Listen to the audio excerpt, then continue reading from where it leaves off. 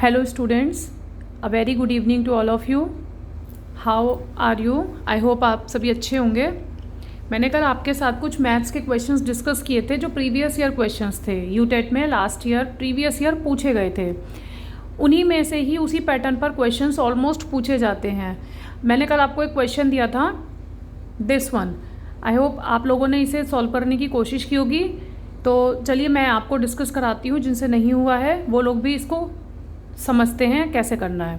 देखिए सबसे पहले आपको क्या करना होगा, how to solve this question. हमारे पास क्वेश्चन गिवन है स्क्वायर रूट में 248 प्लस फिर एक और स्क्वायर रूट है 52, फिर वन मोर स्क्वायर रूट है 108 and we have one more square root 1296. तो हम यहाँ से स्टार्ट करेंगे. 1296 का स्क्वायर रूट निकालेंगे. देखिए स्क्वायर रूट अगर आपको लर्न है कुछ नंबर्स के तो आप डायरेक्टली आंसर लिख सकते हैं. अदरवाइज लर्न नहीं है तो आपको सॉल्व करना पड़ेगा. स्क्वायर रूट निकालने के लिए हम क्या कहते हैं, हमें प्राइम नंबर्स का पहले एलसीएम लेना होगा. प्राइम फैक्टराइजेशन करने पड़ेंगे 1296 के. तो 1296 को हम सबसे पहले प्राइम नंबर है हमारे पास 2, तो हम इसको 2 से डिवाइड करेंगे. 2 6 ज़ा 12, 2 4 ज़ा 8 एंड 2 8 ज़ा 16. देन फिर हम 2 से इसको डिवाइड करेंगे. 2 3 ज़ा 6, 2 2 ज़ा 4 एंड 2 4 ज़ा 8. देन हम फिर 2 से इसको डिवाइड करेंगे. 2 1 ज़ा 2, 2 6 ज़ा 12 एंड 2 2 ज़ा 4. फिर 2 से डिवाइड करेंगे. 2 8 ज़ा 16 एंड 2 1 ज़ा 2. अब हमारे पास 1 के प्लेस पे 1 आ गया है. इट मीन्स अब ये 2 से डिवाइड नहीं होगा. तो अब हमें 3 लेना होगा प्राइम फैक्टराइजेशन. मैंने 3 की डिविजिबिलिटी आपको बताई थी ना कि 8 + 1 9. अगर इन दोनों का समीशन ऐसा कोई नंबर आ जाए जो 3 की टेबल में आता हो, it means this number is divisible by 3. 8 + 1 9, 9 is divisible by 3. तो 81 भी 3 से डिवाइड होगा. तो 3 से जब 81 को डिवाइड करेंगे then what will be the answer, 27. Then 3 9 ज़ा 27, देन 3 3 ज़ा 9, देन 3 3 ज़ा 1. तो अब प्राइम फैक्टर निकालने के लिए 2 2 का पेयर बनाते हैं. मैंने आपको बताया था स्क्वायर रूट जब हम निकालते हैं प्राइम फैक्टराइजेशन के 2 2 के पेयर बनाएंगे. इट मीन्स 2 1 टाइम, फिर 2 1 time, then 3 1 time, then 3 1 time. 2 2 2 ज़ा 4, 4 3 ज़ा 12 एंड 12 3 ज़ा 36. ठीक है. तो 1296 किसका स्क्वायर हुआ, 36 का स्क्वायर हुआ. मीन्स जब हमने इसका स्क्वायर रूट निकाला 1296 का, then what will be the answer. हमें क्या आंसर मिला, 52 प्लस स्क्वायर रूट में 108 प्लस, अब हम 1296 का स्क्वायर रूट हटाकर यहाँ पे लिख देंगे 36, क्योंकि इसको सॉल्व करके क्या आएगा 36. 108 एंड 36 को अब हम ऐड कर देंगे. तो ऐड करके हमें क्या मिलेगा, 6 and 8 14, कैरी का 1 4 1 144. नेक्स्ट स्टेप क्या हुआ, 248 plus square root 52 plus square root 144. देखिए मुझे तो पता है कि 144 किसका स्क्वायर होता है, 12 का स्क्वायर होता है, क्योंकि कुछ आपको लर्न भी करने पड़ेंगे.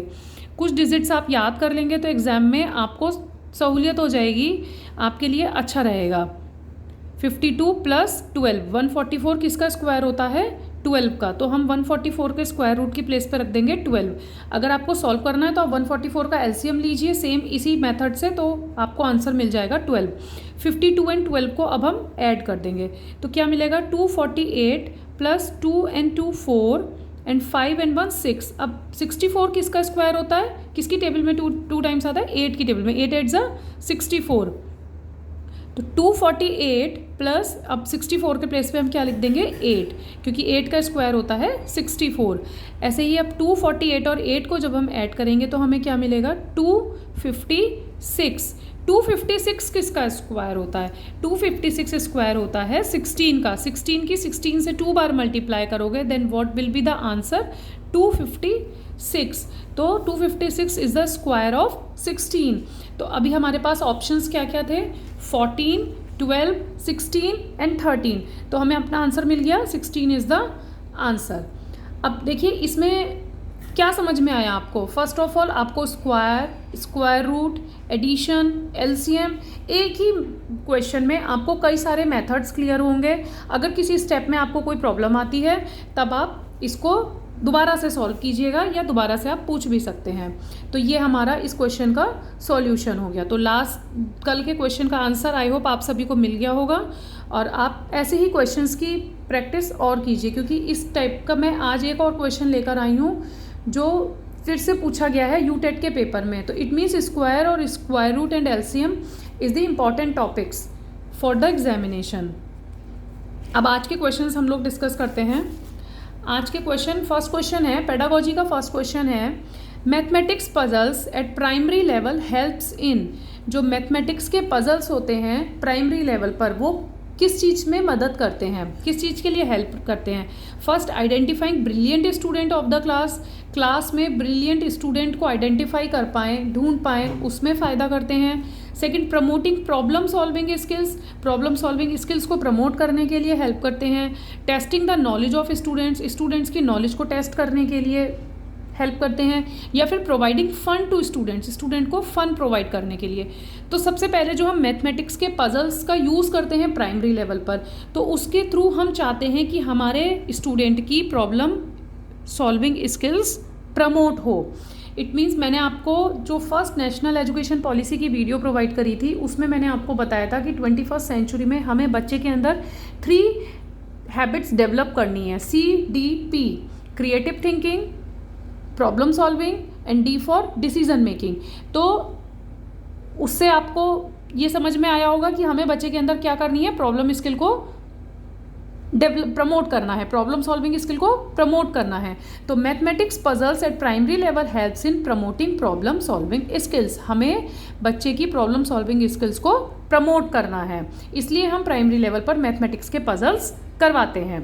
अब नेक्स्ट क्वेश्चन है, पेडागोजी से ही है, which of the following could be contributing factor to underachievement in mathematics.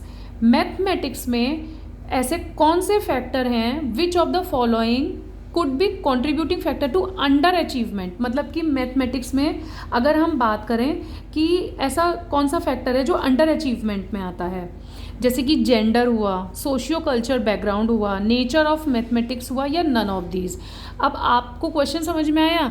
इस क्वेश्चन का मीनिंग ये है कि जिससे मैथमेटिक्स में अगर कोई भी ऐसा फैक्टर जो इस तरीके से कंट्रीब्यूट कर सकता हो कि जो अंडर अचीवमेंट में आता हो, जैसे कि अभी जेंडर है, जेंडर के थ्रू क्या हम अंडर अचीवमेंट करेंगे, मींस कि हमें इससे कोई नेगेटिविटी तो नहीं मिलेगी, फीमेल हो या मेल हो। मैथ्स तो कोई भी पढ़े, मैथ्स सबके लिए बराबर है, सब्जेक्ट सबके लिए इक्वल होते हैं, जेंडर उसमें कोई रोल नहीं प्ले करता, हर किसी के लिए सेम चीज़ होती है।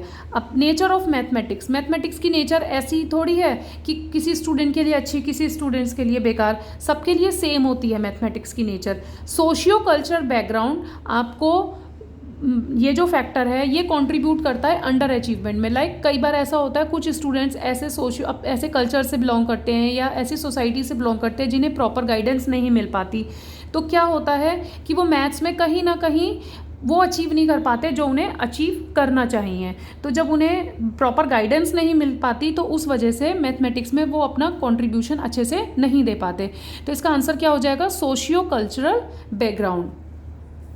नेक्स्ट क्वेश्चन है, the average of first 15 whole numbers will be. देखिए आज तो मैं आपको इसका सिंपल बेसिक मेथड बताऊंगी, जो अगर एग्जाम में आप कंफ्यूज भी हो जाते हो तब भी आप इसको सॉल्व कर सको। शॉर्टकट्स मैं आपको अपनी आने वाली वीडियोस में बताऊंगी कि इन क्वेश्चंस को शॉर्टकट से कैसे सॉल्व किया जाता है, एग्जाम्स में समय कैसे बचाया जाता है। अभी तो सबसे पहले आपको ये पता होना चाहिए कि होल नंबर्स कहाँ से स्टार्ट होते हैं। मैंने आपको बताया था होल में ओ आता है, तो ओ से आप याद रखना 0। इट मीन्स होल नंबर्स कहाँ से स्टार्ट होते हैं, 0 से। तो चलिए हम इस क्वेश्चन को सॉल्व करते हैं।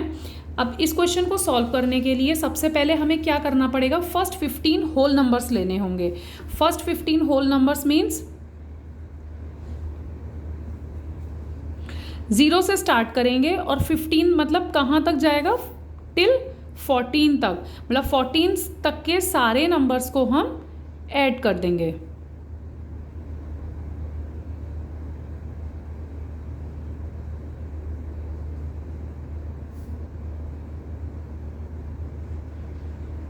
तो ये हमारे पास टोटल नंबर्स हो गए 15।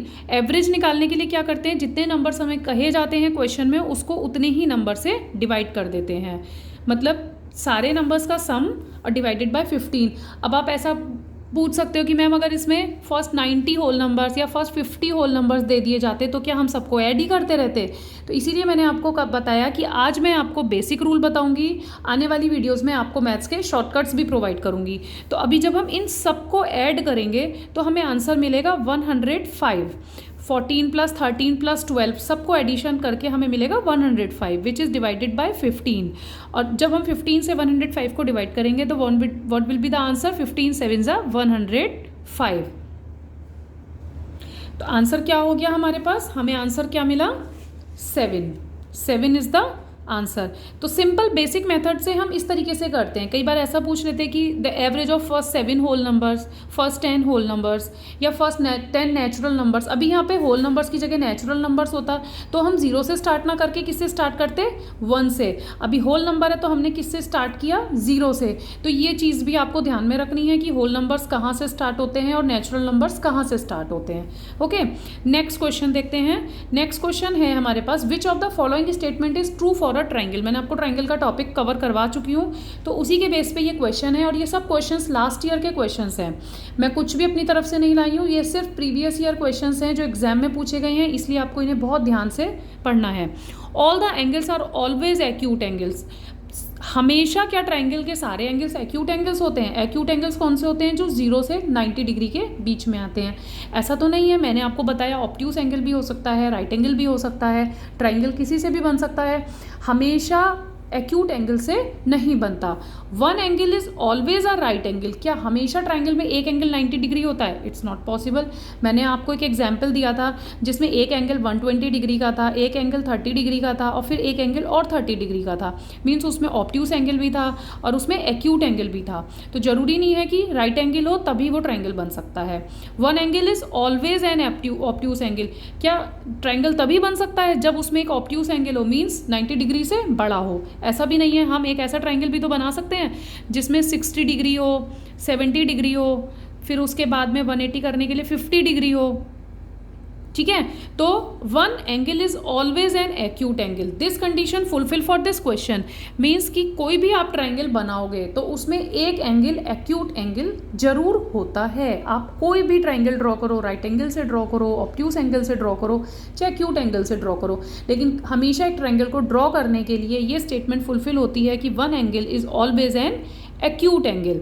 अब एक क्वेश्चन और है आपके पास, आपको स्क्वायर रूट ऑफ 2916 का वैल्यू दी गई है 54 और आपसे पूछा गया है कि इसकी वैल्यू क्या होगी। तो चलिए अब इसको सॉल्व कर लेते हैं हम।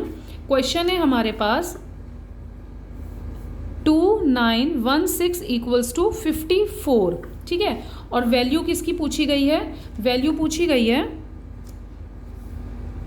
Square root 29.16 plus square root 0.2916 plus square root 0.002916 and plus square root 0.00002916। सबसे पहले हम क्या करेंगे, डेसिमल हटाएंगे, नीचे 0 लगाएंगे। डेसिमल हटाने के लिए बाद में जितनी भी डिजिट्स होती हैं उतने 0 डिनोमिनेटर में आ जाते हैं।